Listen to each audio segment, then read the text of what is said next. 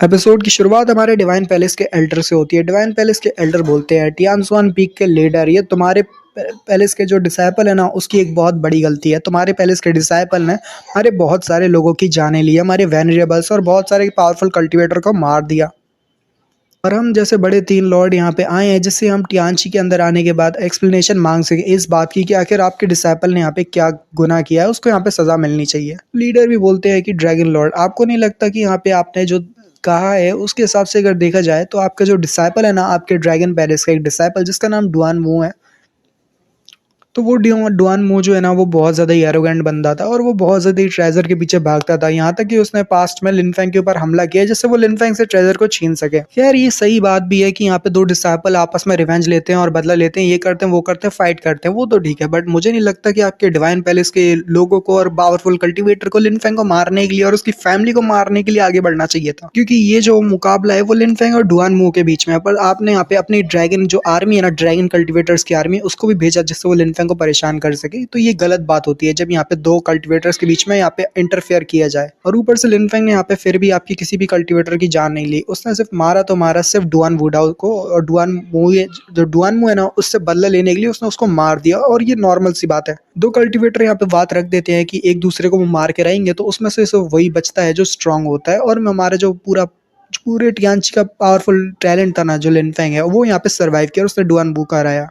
और बात करें तुम्हारे स्पेशल डिसाइपल जिसका नाम डुआन मू है, तो वो प्रिंस डुआन मू जो था ना, उसकी फेट में ये लिखा जा चुका था, जो उसने यहाँ पे सीक्रेट लैम्प में अंदर यहाँ पे जाने के बाद लिनफेंग से ट्रेजर छीनने की कोशिश की थी, तो यहाँ पे उसको तो मारना था। और बाकी सारे लोग जो कि यहाँ पे दूसरे पैलेसेस से थे, जो लिनफेंग को छोड़ के बाकी सभी लोग गायब हो गए थे, वो लिनफेंग का सामना कर ही नहीं सकते थे। इसी वजह से वो सभी लोग ना सीक्रेट लैम्प के अंदर ही गायब हो गए। लिनफेंग ही था जो यहाँ पे अकेला खड़ा था पूरे माउंटेन के ऊपर। और तुम्हारा डिवाइन पैलेस इतना ज्यादा बेशरम है कि वो यहाँ पे बिल्कुल भी पीछे नहीं रुका। इतने सारे लोगों को यहाँ पे खोने के बावजूद भी तुमने यहाँ पे बहुत सारे कल्टिवेटर्स और वेनरेबल्स को तैयार किया जिससे तुम मेरे डिसाइपल की जो फैमिली है ना, उसके ऊपर हमला कर सको। पर जरा देखो, तुम खुद ही यहाँ पे अपने हाथ धो के बैठ गए, यानी तुमने नाकामी से ही हाथ धो लिया। और जरा देखो, नाकाम होने के बाद अब यहाँ पे तुम डायरेक्ट तीन लॉर्ड को लेके आ रहे हो जिससे तुम टियांची को डरा सको। तुम्हें ऐसा लगता है क्या? तुम यहाँ पे तीनों के तीनों बड़े बड़े लॉर्ड यहाँ पे आ चुके हो ये जानने के लिए कि आखिर हमारा जो टियांची है वो तुम्हें कौन सी एक्सप्लेनेशन देगा। तो मैं यहाँ पे टियांची का लीडर होने के नाते कुछ भी नहीं कहूंगा, यानी मैं कोई किसी भी तरह की तुम्हें ना एक्सप्लेनेशन नहीं देने वाला, क्योंकि तुम लायक ही नहीं हो इस तरह की एक्सप्लेनेशन लेने के लिए, क्योंकि तुम सभी बेशरम हो। भाई साहब, डिवाइन पैलेस के एल्डर की ना भाई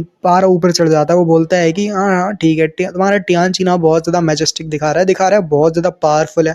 मुझे लगता है तुम्हारी करंट स्ट्रेंथ को देखा जाए ना, तो तुम इतने पावरफुल हो नहीं, तुम बस एक्टिंग कर सकते हो, बट इतने शक्तिशाली नहीं हो तुम। यहाँ पे तीनों मास्टर और बाकी सारे जो एल्डर होते हैं ना, वेनरेबल्स होते हैं, पूरे टियांची के भाई साहब अपनी पावर्स को रिलीज करते हैं और वहाँ पे अलग ही ऑरा निकल रहा होता है।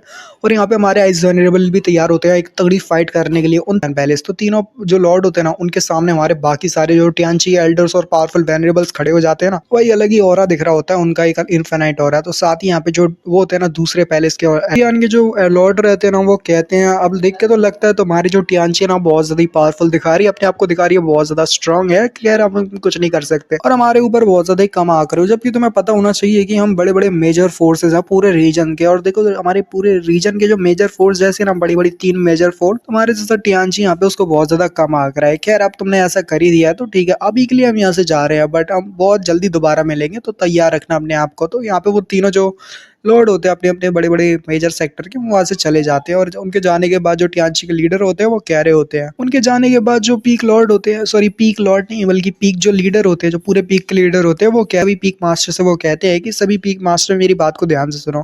मैं नहीं चाहता कि इस टाइम पीरियड में ना तुम में से कोई भी यहाँ पे इस टियांची पीक को छोड़ के जाए। तुम अपनी कल्टिवेशन बढ़ाने पे ध्यान दो और अपनी जो कल्टिवेशन है ना, उसको जितना जल्दी हो सके इम्प्रूव करना। जबकि वो कमीना जो लीडर होता है ना दूसरी पीक का, वो कह रहा होता है कि सर आप ये क्या कर रहे हो। इसको ना लिनफेंग से अलग ही खुन्नस होती है भाई, बहुत ज्यादा गुस्सा आता है लिनफेंग को इसके ऊपर। लिनफेंग की बुराई करते हुए वो कहता है कि देखो जरा पीक लीडर, आपने यहाँ पे क्या कर दिया। वो छोटा सा बच्चा जो कि कल्टिवेशन उसकी बहुत ज्यादा, जिसका नाम लिनफेंग है, आपने उसकी साइड पे खड़े होते हुए तीनों एल्डर से यहाँ पे पंगा ले लिया। और वो लिनफेंग भी वो कितना कमीना इंसान है, वो लिनफेंग कहीं का उसने 3 एल्डर्स के साथ पंगा ले लिया और ज़रा देखो आप भी उसके पीछे खड़े हुए हो जिससे आप उसको बचा सा बेकार तरीका है यहाँ पे ऐसे तीनों एल्डर्स के साथ डील करने का। तो यहाँ पे आइस वेनरेबल कह रहे होते हैं टियांशुज़ी तुम यहाँ पे शांत हो जाओ, तुम क्या बकवास कर रहे हो? तुम्हें पता भी है कि हम यहाँ पे टियांची के लिए ये सब कर रहे हैं। अरे टियांची का पूरा नाम डूब जाएगा अगर यहाँ पे वो जो लिनफेंग है ना उसने ऐसा किया नहीं होता। मैं तो कहूँगा कि उसने जो भी किया है बिल्कुल ठीक किया है। तो यहाँ पे दूसरे वाले एल्डर को गुस्सा आ जाती है, वो कहता है कि अम्मी ने कही कि तू कैसे बोल रहा है ये सब। हमारे जो टियांची के पीक के जो लीडर होते हैं ना वो बोलते हैं कि देखो तुम यहाँ दोनों जो है ना आपस में लड़ना बंद करो। अभी के लिए हमारा ये काम नहीं है कि हम आपस में लड़ना शुरू कर दें और यहाँ पे गलती निकालने लगे कि किसकी गलती है और किसकी नहीं है। हमें ये काम नहीं करना। लिनफेंग हमारे पीक का यानी टियांची पीक का डिसाइपल है और मैं एक टियांची पीक का लीडर हूँ, यानी मेरे को काम होता है कि मैं अपने टियांची पीक के ना बच्चों का ध्यान रखूँ जो भी मेरे टेरिटरी के अंदर आता है। तो मैं यहाँ पे एक काम करूँगा कि मैं यहाँ पे किसी को भी यहाँ पे नुकसान नहीं पहुँचने दूँगा। मैं यहाँ पे पूरी तरह से लिनफेंग को प्रोटेक्ट करने की कोशिश करूँ। टियांशुज़ी तुम्हें यहाँ पे ना फ़ेथ को नहीं भूलना चाहिए। टियांची की फ़ेथ को हमेशा याद रखो। टियांची यहाँ पे भला करता है और सभी बच्चों का ख़्याल रखता है।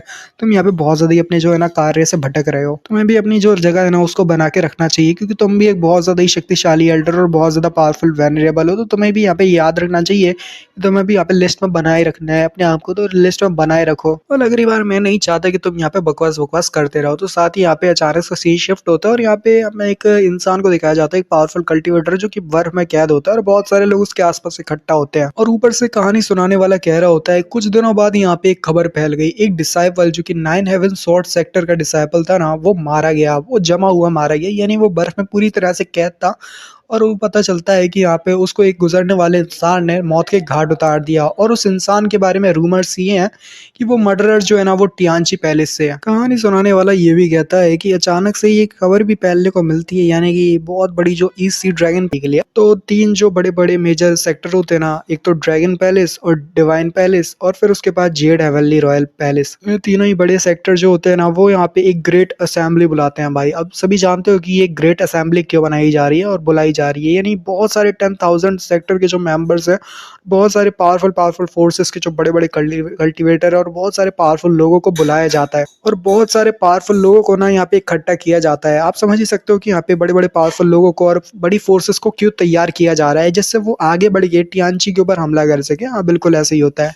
कहानी सुनाने वाला क्या उन सभी पावरफुल असेंबली को यहाँ पे बनाया जा रहा है जिससे वो यहाँ पे आगे बढ़ सके और टियांची की तरफ आगे ये बड़ी फोर्स आगे बढ़ के ना टियांची के ऊपर एक डायरेक्ट हमला कर सके और ये पूरे रीजन के चारों डायरेक्शन से ना यहाँ पे टियांची के ऊपर हमला करेंगे। ये बड़ी बड़ी फोर्सेस जो है ना पूरी तरफ से टियांची को घेर लेगी जिससे यहाँ पे टियांची को नष्ट किया जा सके और ये पूरी बड़ी रॉयल ये जो पूरी मेजर फोर्सेस है ना ये आगे बढ़ी टियांची को बर्बाद करने के लिए। और वहीं दूसरी तरफ हमारा लिनफेंग कियांगी के ऊपर बैठ के जा रहा होता है और कहानी सुनाने वाला ये भी कहता है कि बेचारा हमारे लिनफेंग को कोई भी खबर नहीं है कि टियांची के ऊपर एक बहुत बड़ा हमला होने वाला है।